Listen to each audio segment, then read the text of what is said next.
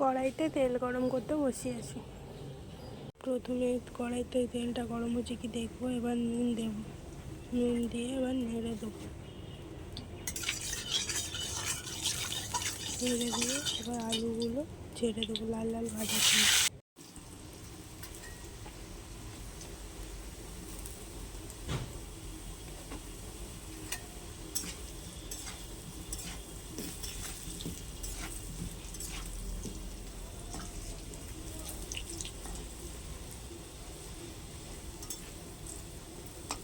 চিকেনটাকে লাল লাল করে ভেজে নেব যাতে সুন্দর করে ভাজা হয়।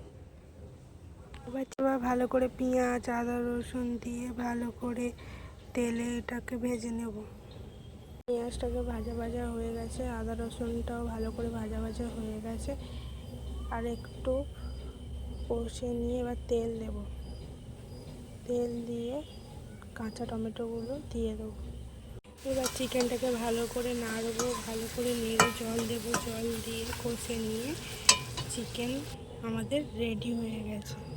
কেমন লাগছেন বলবেন, ভালো লাগলে লাইক শেয়ার অ্যান্ড সাবস্ক্রাইব করবেন, বেল আইকনটা টিপে দেবেন। Thank you.